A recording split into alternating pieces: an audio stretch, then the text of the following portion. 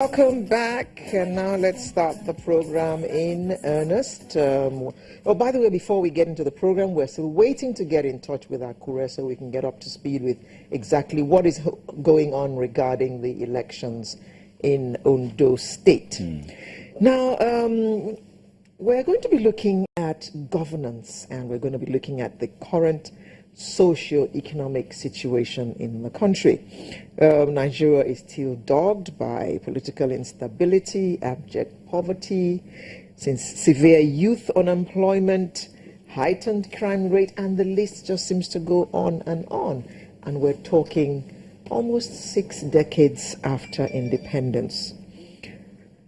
President Muhammadu Buhari has pledged that his administration's war against corruption will be rigorously pursued and sustained in order to rid the country of the debilitating effects of the wanton looting of public funds. Meanwhile, as far as governance is concerned, Ondo State will today search for or elect a new governor. Of course, there are about 24 political parties taking part, but the major players of course, PDP, APC, and the others.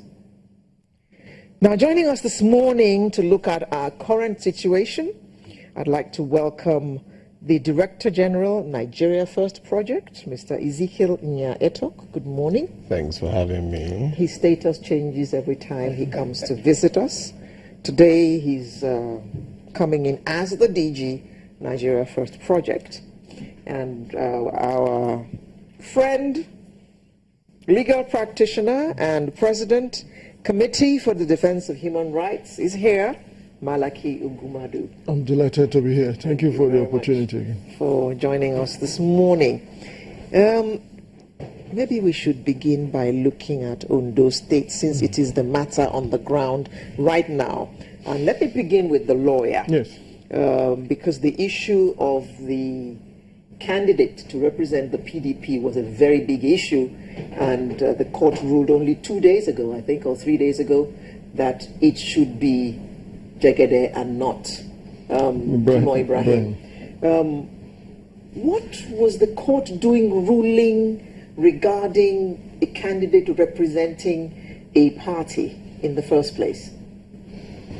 Well, in my humble view, I think that goes to the need of returning power to the real people.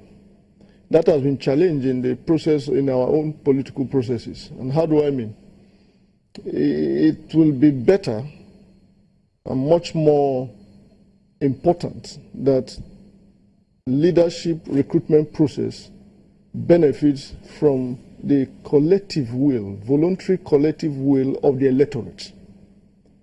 But in our climb, that has been interfered with by the intervention of the judiciary, which is by far more important than self-help.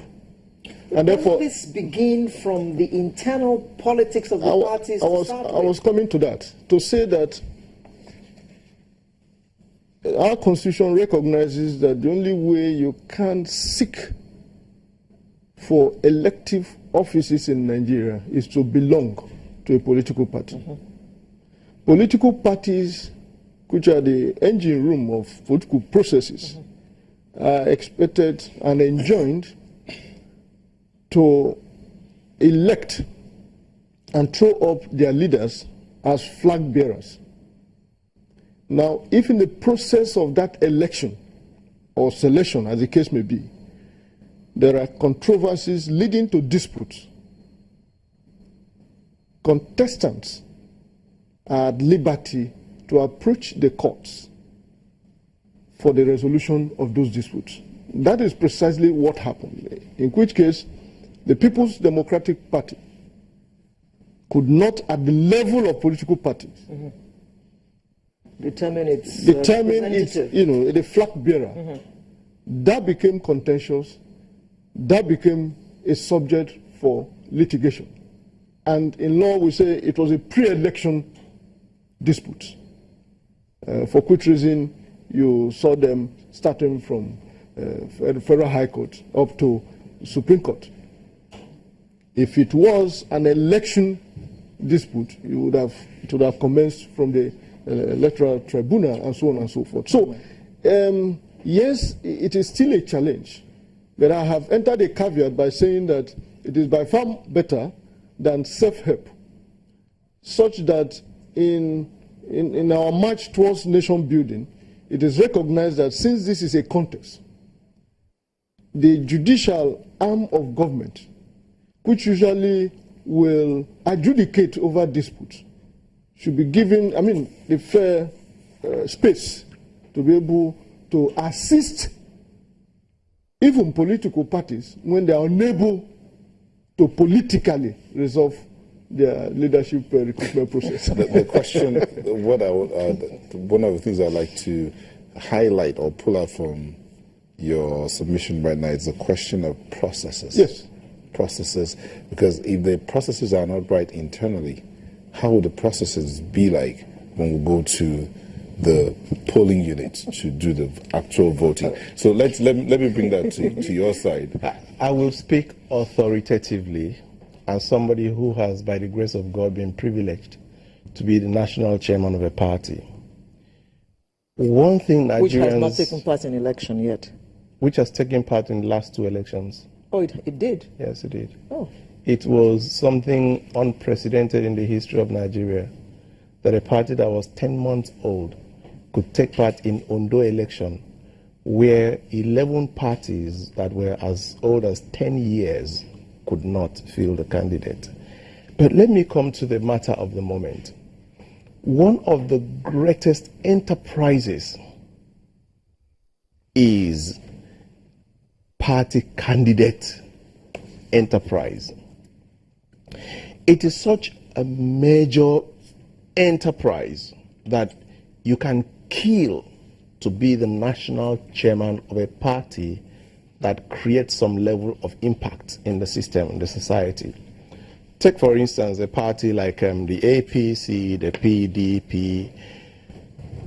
Every single person, and I say this authoritatively, not just as a national chairman of a party, past national chairman, but also as a gubernatorial candidate of the PDP in 2007.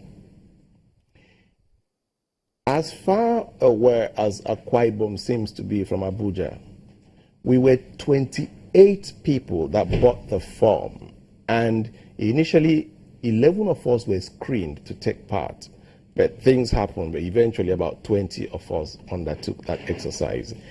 Every single candidate that was serious had to know the national chairman, had to be taken to the national chairman, had to see the national chairman of the party. Akwa Ibom was 21. Now, how many were the number of candidates of each of the other states of the federation? Now, seeing the party determines how serious. No, it's important we know this. We'll come back to that that point, but we'll need to take a quick break. We'll come back and continue from there. Please don't go away.